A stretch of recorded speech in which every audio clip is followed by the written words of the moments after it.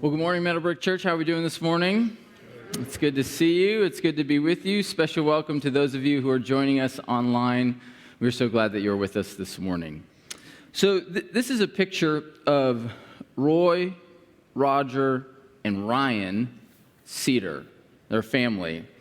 And they are some of the most successful businessmen and entrepreneurs of the last 10 years. Now, you might not recognize their picture or their name, but you certainly know the company that they lead. They are the founders of the brand Yeti. Everybody know what a Yeti is? We're not talking about like the forest monster or the snow monster Yeti. We're talking about the cups, coolers, and all sorts of things that they make company. They grew up in Texas, and their dad was an avid fisherman, so during the fishing season, they were out on the water every weekend, all weekend, fishing. And so they would bring a cooler with them on their boat, and they would fill it with stuff for their lunch. They'd put ice in it. They'd put drinks in it. Naturally, they would have a cooler with them. But what they found was at the end of every fishing season, their cooler would be absolutely destroyed, right? They'd sit on it in the boat. They'd stand on it. It'd get tossed around. And they started to wonder as they got older, what if there was a better cooler? A cooler that was more durable, that was better insulated, a cooler that would last not just one fishing season, not even two fishing seasons, but if we could make a cooler that would last a lifetime. You only had to buy one cooler. And so they set out to create this type of cooler. And in 2006, they released their first Yeti cooler ever, and it looked like this. Kind of chunky, kind of blocky. Since then, they've made them much more stylish, right? They come in all sorts of different types of colors. They come in teal and blue and gray and whatever. And a little bit more functional because they come with all of these accessories as well. And at first, people were skeptical, like, well, is there really a market for this kind of cooler? But what they found is pretty quickly, they started selling like crazy. And so over time, they've diversified their products, and they've released a bunch of different things. And the product that probably put their name out there the most was their stainless steel tumblers, right? And yep, we got some people. Yep, whoever has one this morning that says Yeti on it, hold it up, right? I know yes. See what I mean? See what I mean?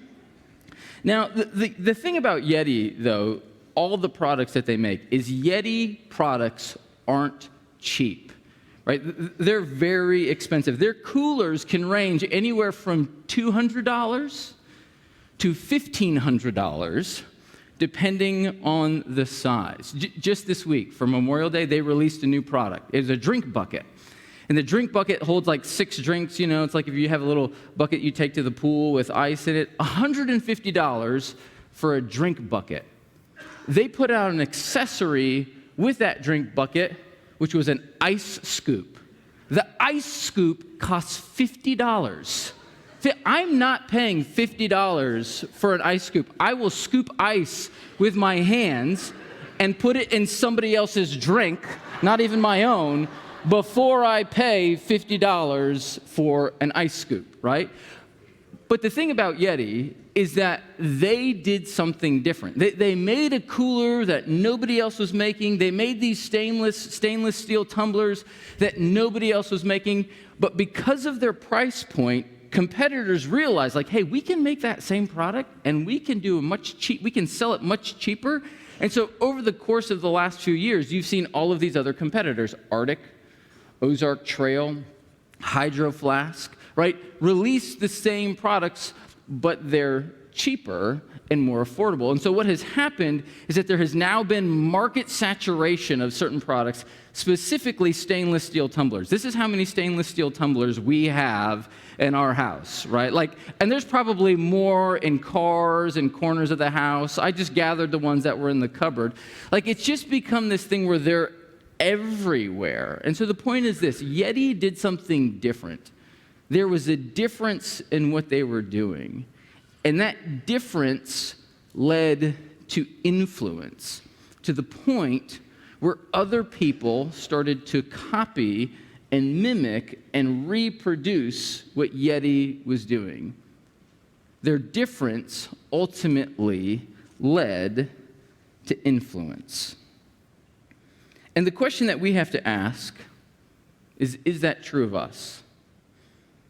Like, if a company can do it, if a company can be different and stand out and catch people's attention, like, can we live in that same way? Because the assumption of the New Testament is that as followers of Jesus Christ, we are called to be different.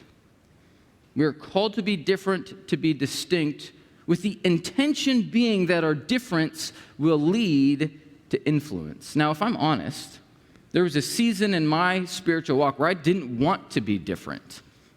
I wanted to just blend in. I wanted to just go with the flow. I wanted to be accepted and liked by everybody else. So it was like, I'm going to do everything in my power not to be different, but to be the same. Because sometimes when we're different, it can lead to ridicule. We can be mocked for being different. And so the result in my life in that season was I lived a divided life, meaning I operated one way around Christians, but then I lived a very different way around non-Christians. And I can remember there was a season in my life where God was all over me about that, saying, Bryan, why don't you live just one life? Why don't you live consistently in all of your life rather than living a divided life?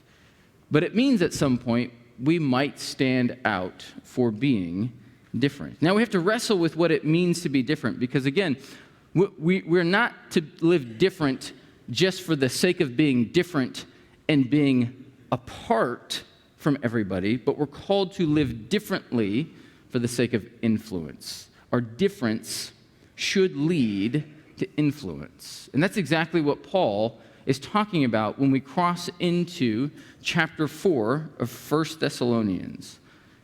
That we're called to live differently so that our difference can lead to influence. This is how our passage begins this morning. Chapter 4, verse 1. Paul says, "As for other matters, brothers and sisters." Now, Paul has spent the last 3 chapters of a 5-chapter letter on his introductory greetings, which is an unusual length for Paul. Usually his introductory greetings are about 8 verses long, but in 1 Thessalonians, he spends 3 chapters on his introduction. And then you have this phrase, "as for other matters." For Paul here, that's a signal that he is now going to get to the content that he has been intending to write to them all along. Some translations use the word finally. Finally, brothers and sisters. After my long introduction, finally, we're now getting to the content that I want to share with you. And that translation might capture even what some of those in Thessalonica were thinking when they get to that part of the letter. They would have been hearing all of this, right? And now you hear the word finally, and they're like going to perk up like, okay, Paul's finally getting to his point after 3 chapters of telling us how wonderful we are. He goes on to say this, "As for other matters, brothers and sisters, we instructed you how to live in order to please God." Now, before Paul gets to the main content of this letter, he signals back with this verse to things that he has previously taught them. As for things we instructed you how to live in order to please God. Now, these instructions that he would have given would have been while he was with them in Thessalonica. But the things that he would have instructed them on would have been incomplete. It wouldn't have been a whole lot, because he was only there for 3 weeks before he got pushed out of the city by angry mobs and a community full of riots.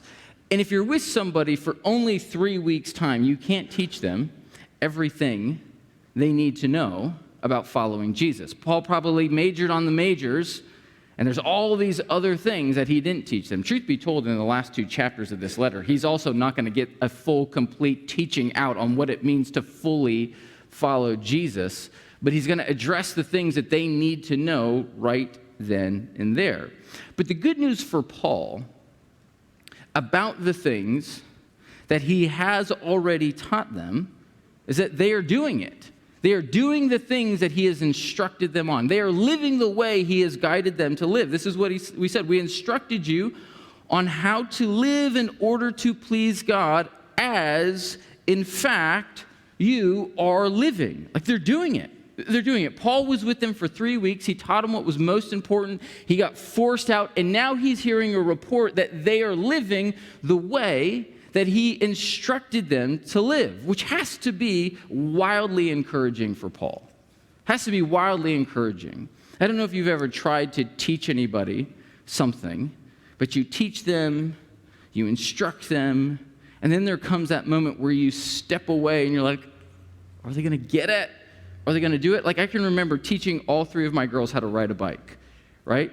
You're running alongside them, you're holding the bike, you're trying to teach them how to do it. And riding a bike, like, they have that phrase, it's just like riding a bike, like as though it's really simple and it's really easy. Riding a bike is a piece of cake. But for a little kid, it's really weird because you're focusing on like all sorts of different things at the same time. How to balance the bike, right? How to pedal. And if you've ever seen a little kid, like they sometimes just don't even know how to push down and where to push down and then to steer. And oftentimes little kids will think I've got to master each one of those things individually, but really the way you put them all together is just by doing it and going forward and continuing to pedal and continuing to move forward. Because once you start to slow down, that's when you start to tip and they're like, I don't know what to do. And so when you see a kid start to go, and you're running alongside of them, and you let go, and then they just go. It's like the most exciting thing. Be like, they're doing it. And then if it's the first time you've let go, that doesn't take long before they crash, and you got to like encourage them and have them do it again. But anytime you teach somebody how to do something, and then you see them doing it, it's such a thrill and an encouragement. And so Paul's saying, you are doing the thing that I've taught you to do. And then he goes on to say this, the last part of verse 1. Now we ask and urge you in the Lord to do this more and more. The things we instructed you, the things that we taught you, the things that you are doing, we urge you to keep doing them. All right, so we're going to have a bit of a Greek lesson today. I'm going to teach you a handful of Greek words. Here's your first of 3. The word here that Paul uses for urge is the word parakaleo. Sometimes it's translated encourage. We urge, we encourage you to keep doing the thing that you're doing. There's 2 Greek words put together that make up this word. It's the word para, which is a preposition, which means alongside. And then kaleo, which means to call out. Essentially, the word has this image of coming alongside somebody and calling out to them. If you go back to the example of riding a bike, it's exactly what you do when you teach a kid to ride a bike. You're holding the seat, right? And you're running alongside them, and you're encouraging them, and you're coaching them, and you're saying, you can do it. And you get to the point where they're saying, like, don't let go, and you're like, I know that you can do this, and so you just let go a little bit. And they're like, don't let go, and you have let go. And you're like, I'm not going to let go. You're totally lying to your kids, right? Totally lying to them. Like, I'm holding. And then they start to realize, like, oh, I'm doing it. And you run alongside them some more, and you keep encouraging them. You can do it. You're doing it. Go. That's what Paul is doing here. He's saying, even though we're at a distance, we're coming alongside you with this letter. We're encouraging you to continue to do the things we've taught you. Those things that you are doing well, keep on doing them, is what he's saying to start this section. And then he goes on to say this in verse 2. For you know what instructions we gave you by the authority of Jesus, our Lord Jesus. So he gives this quick callback to the stuff that he has previously taught them while he was in Thessalonica. He builds them up with this one verse. He encourages them to keep going, to keep doing the thing that they are called to do. And then he turns his attention and starts to fill in the gaps of things that he didn't get to teach them while he was there. And he frames these next comments around the idea of being different, of what it means to be different from the community you're in. This is what he says in verse 3. It is God's will that you should be sanctified. Now, sometimes we perceive God's will as though it's this mysterious plan, right? This mysterious plan for my life. God has this singular plan for my life. It's his will for my life. And I have this responsibility of discerning his will for my life. Have you ever heard anybody talk about God's will in those terms? This unique, singular plan for your life, you're called to discern it. And once you do, discern God's will for your life, you will experience peace and contentment and joy and abundance. Now, the problem with that is that the New Testament never talks about God's will in those terms. This mysterious singular plan for your life that once you experience it and figure it out, you will have joy and satisfaction. I mean, there are places in the New Testament where Paul writes, it is God's will for your life to suffer for doing good. I'm like, I don't like that plan for my life, right?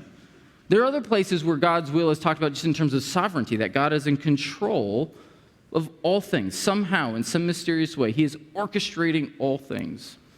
Later in 1 Thessalonians, Paul will talk about God's will in terms of being grateful, experience gratitude. It is God's will that you would give thanks, he says, in all things. Here, it's probably his most broad way to talk about God's will.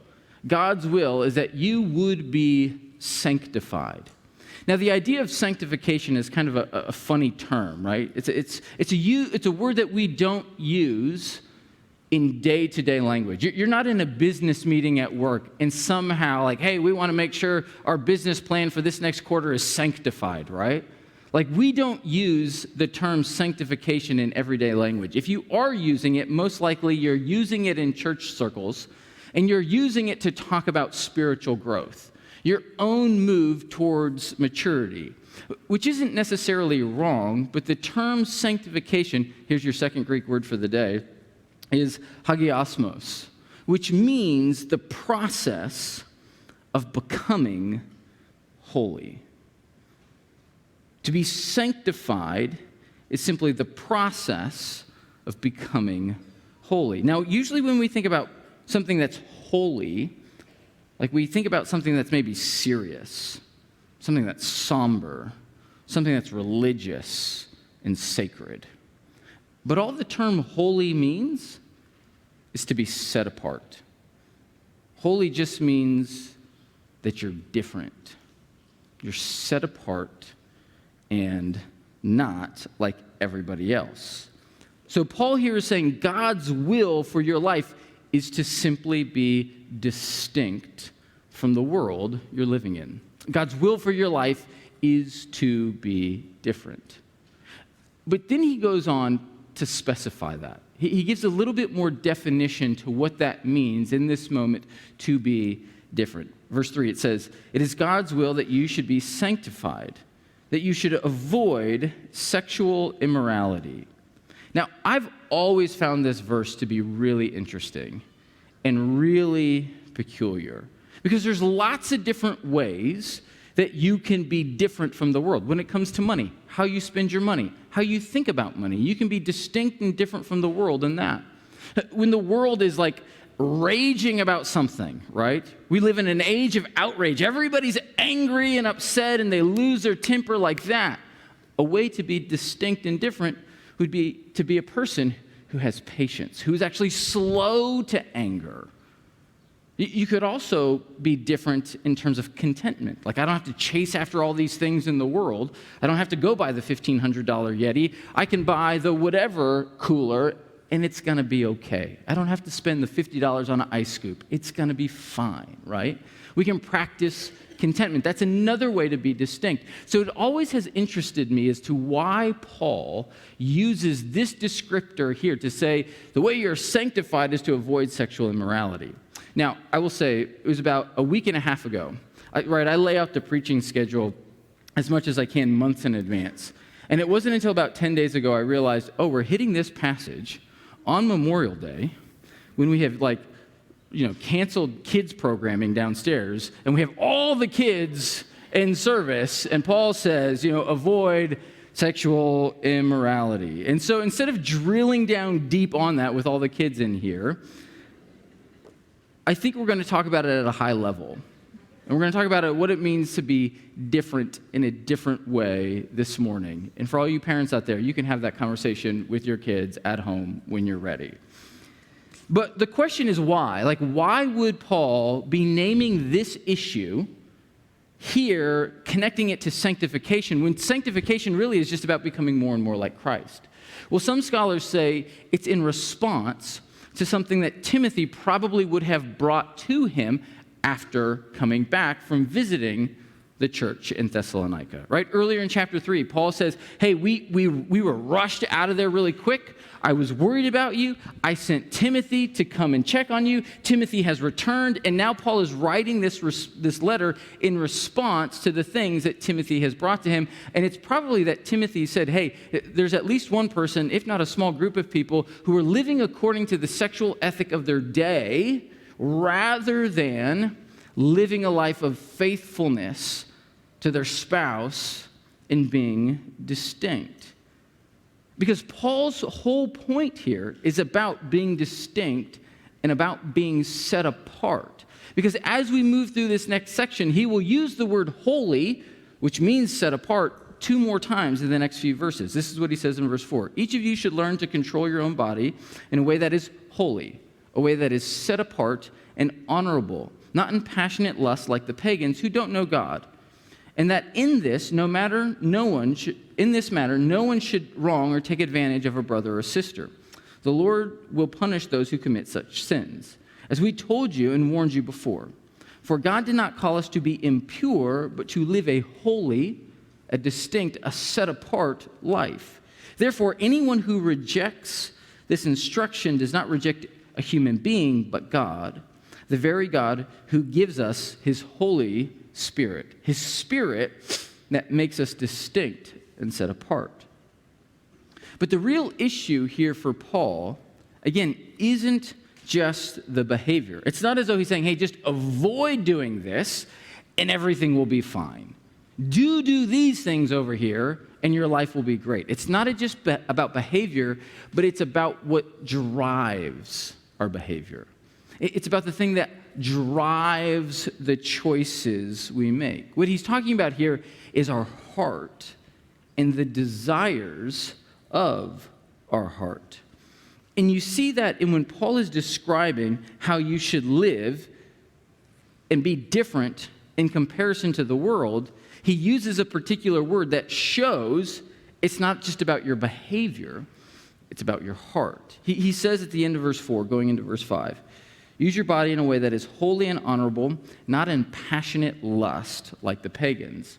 That's the word he's using to distinguish the way Christians should live from the world. Now, usually we think of the idea of lust in a sexual way, but it's actually a term that is broader than just that one focus. Because the Greek word here, here's your third Greek word for the day, ready? The Greek word here is epithumia. And just like parakaleo is 2 words smushed together to make one word, epithumia is also 2 words smushed together to make one word. It's the word epi, which is a preposition which means above or over, and then the word thumia, which means desire. So you could say that the translation for this word is it's an over-desire. It's an excessive desire. It's a desire that rules everything else in our life. Now, we would say that we are supposed to have an epithumia for God and God alone, right? That when we desire God, his kingdom, his glory, and nothing else, then our lives are ordered properly. But if anybody is honest with themselves just for a minute, you could easily say there's all of these other things in my life that become epithumias in my life. That I have an inordinate desire for that thing. And when we have an inordinate desire for something, that thing starts to rule our life, and that thing actually can become destructive in our life, even if it's a good thing. Even if it's a really good thing that you are actually created to pursue, if it becomes an over-desire or an inordinate desire, it can become a destructive desire. Sometimes it's something as simple as our appetite can do that. We were created to eat, and food is good, but when it overly consumes us, it can be destructive. When I was a youth pastor, we went on a trip with our high school students, and we were on like one of those coach buses. I'm sitting next to this kid named Sam, and Sam is eating hot Cheetos. Sam loved hot Cheetos, and he is like going to town on his hot Cheetos. I mean, his whole mouth is turning red, right? His fingers are orange, and he's like licking all the dust off his fingers, and he's just like, ah. And then he's washing his hot Cheetos down with Mountain Dew, and just like guzzling Mountain Dew. And he's saying every time he eats, he's like, oh man, these things are so spicy. And then he like drinks his Mountain Dew. And at one point he's like, oh, I'm not starting to feel so good.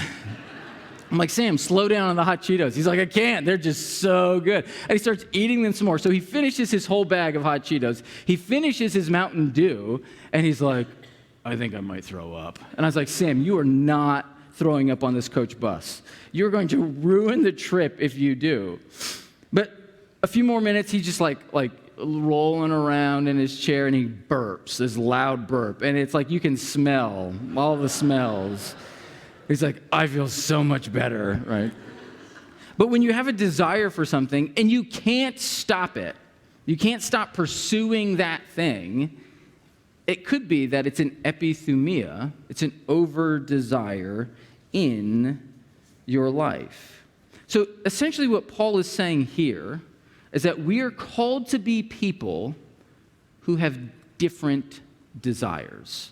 Again, it's not just about the behavior, it's about the thing that drives the behavior, which is your heart and your desires. And so the question is, well, how do we do that?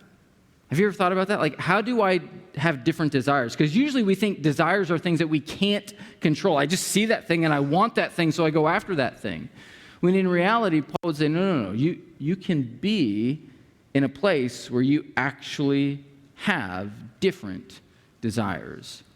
There's an author by the name of James K.A. Smith, and he's written 2 books that talk about this. One is called Desiring the Kingdom, and the other is You Are What You Love. Basically, they're the same book. One is written for a more academic audience, one is written for a more popular audience. It's a great book. Both of them, great books. His whole premise in this book is that we live out of our heart and we live out of what we love rather than what we know to be true. It's not knowledge that actually drives our lives. It's our desires and our loves that drive our lives. It's the epithumias of our life that drive our lives. And so the question is, well, if we are called to have different desires, how is it that I shape my desire? So he has this diagram in these books, and the diagram starts with a target. He says everybody in their life has a vision and a version of what we would call the good life. Like if I can achieve that thing, if I can get that thing, if I can somehow make that thing a part of my life, then life will be worth living. We all have a version of what the good life is. And that good life and the vision of that good life flows from our heart because we're driven by our heart, which is the mind, the will, and the emotion. So our heart is always aimed toward that thing that we want. Now, you might think, well, all I have to do if I want different desires is to just replace the vision of what I want in my good life, and that will solve it. But our hearts want what our hearts want. Right? Our hearts wander away towards the things that really entice us. So he says the way that you shape your desire is you live in a community that basically aims your love. You live in a community that operates with certain rituals, certain habits, certain practices, certain rhythms that ultimately cultivate the aim and the direction of your love. And so for us, the community that we live in that is going to shape that is hopefully the church. I mean, think about this in terms of if you're on a sports team, what's the good life? What's the target for a sports team? It's to win. And not just win one game, to win all the games, right? To win a championship, to be the best. And so the community of your sports team lives in such a way. There's certain habits, rituals, practices, rhythms that shape that love for that objective of winning. If you own a small business, your desire probably is to make more money. And if you exist in a community of entrepreneurs who are always talking about how they're growing their business and how they're scaling things, you're operating in a community that has certain practices, habits, rituals that are shaping the direction of your love, shaping your heart to want more money, more success, and so forth. And so for us, the question is, how is it that being a part of this church aims our love? Part of it is by coming here on Sunday morning. Just the habit of coming here week in and week out is a reminder to your heart that what we do here is important. The songs we sing glorify God and call us up into his glory. The words we hear from the scriptures remind us that we are called to live in a way that at times is counterintuitive to the way that the world lives. And as we serve each other, it's a reminder that the priority isn't about what's in it for me, but it's about how I use my gifts for the sake of the community. And that's why Paul, right, he sandwiches this reference to sexual immorality with two references about community on either side of it. His first few verses, the things that I taught you as a community are doing them, so you as a community should continue to do them. And then as we cross into verse 9, he highlights the community again. This is what he says. Now, about your love for one another. We do not need to write to you, for you yourselves have been taught by God to love each other. And in fact, you do love all of God's family throughout Macedonia. Yet we urge you, brothers and sisters, to do so more and more. They're living in this community. They're operating in this community. They're prioritizing this community in a way that is shaping their love, not for the things of this world, but for one another. See, Paul's intention here wasn't to call out this one individual or these few individuals who might be operating in a different sexual ethic, but it's to remind them that you are called to be different as a community. And hopefully it's their community that leads to their influence, meaning their difference as a community should result in influence in the world. It's our difference that ultimately leads to influence. The difference being the way they love one another, the way they prioritize each other above themselves, the way they focus not on trying to take advantage of each other, but actually sacrificing their own life for the sake of helping others. And then he says this in verse 11, which I've always found to be very interesting and peculiar. He says, after he says, you're doing such a great job of loving one another, he says, make it your ambition to lead a quiet life. You should mind your own business and work with your hands just as we told you. See, we live in a world where everyone has a platform. We live in a world where everyone can make their voice heard. And oftentimes we think the way we have influence in this world is by screaming the thing we believe louder and louder, putting it everywhere, being belligerent with it on whatever platform we have. And Paul is saying, well, instead of doing that, just live a quiet life. Mind your business. Do your work. Keep loving one another. And there will come opportunities where you have, for that love that you have for one another, to spill out into the community. I want to show you a video of a church in California that experienced just that they saw a need in their community. And because they were so wrapped up in this rhythm of loving each other, there was this natural outpouring of their love for one another that reached out into the community around them. Go ahead and take a look. Laundry love is really the modern day foot washing. Laundry love is basically a group of people who gather together once a month in a laundromat to facilitate the laundry of folks who are homeless or in need or in transitional housing, folks who otherwise wouldn't be able to afford to have their laundry done. We literally are doing a maximum of 600 loads of laundry each month. Not only does it benefit this community of people, but it also takes the worst day for a small business owner and turns it into his or her best day. THADS was formed in order for the church to reach out to a group of folks who would never otherwise darken the door of one of our traditional parishes. We have had a few guests from Laundry Love come to our church, but that's not the point. What we're doing is building our church from the inside by serving this constituency of people. That's what we feel like our call, our mission is, to make a love-spreading difference in the community in which we're situated and beyond. There's a level of vulnerability that you have to engage in order just to walk in, because it's a little chaotic and it's pretty extroverted, and sometimes it's kind of scary in a good way. There's a lot of love in the room, but there's also a lot of courage in the room too. What we've seen is our church is just really come alive with this opportunity to serve in our community in a very practical way. It's just a really right time for communion, for the development of like real deeper relational intimacy that you see taking place in the middle of a laundromat in Venice Beach on a Monday night.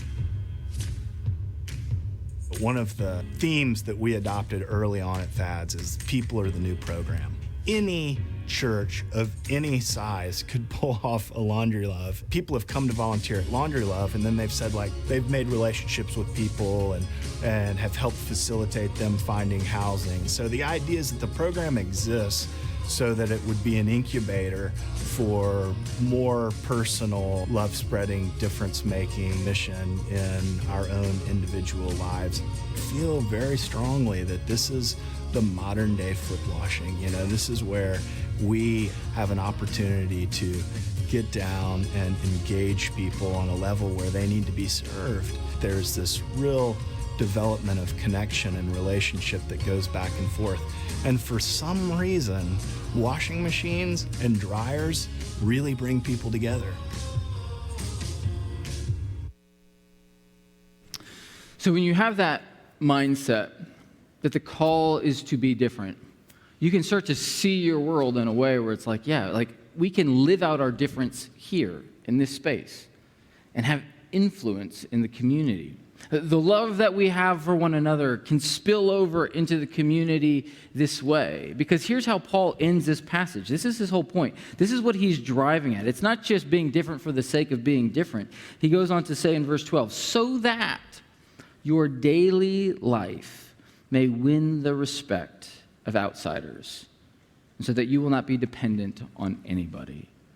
Saying the call is to live different so that we can have influence, so that people can see our difference and be like, oh yeah, maybe there's something there for me.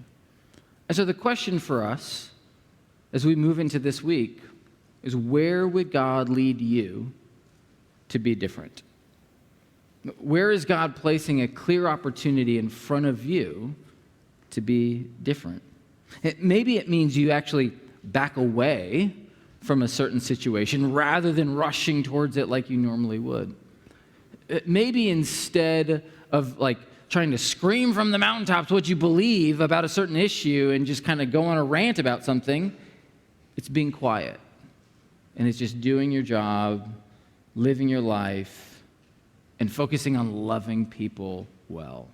The question for you as you head into this week is, where is God calling you, not to go make a difference, but to be different? Trusting that your difference will over time lead to influence, that you may win the respect of outsiders and be able to share the love and the hope of Christ with them that we have. So may you see that God has called you to be different from the world. May your desires that flow from living in this community flow in such a way that you live for God and God alone. And may you find that you're able to influence those around you. Let's pray. Lord, we thank you so much for who you are and for what you have done in and through Jesus Christ. The way that through sending him to redeem us, you have demonstrated how you are different from the world around us. And Lord, being different can be scary. It can overwhelm us. It can make us think, like, why would I want to stand out and be different? But when we live in a community like this, where we're all doing it together, it gives us a sense of courage that it's possible and that my difference can actually lead to influence. And so, Lord, we give our whole lives to you, that we might be set apart, that we might be distinct, and that we might be able to share the love we have for one another with the world. I pray this in your name. Amen.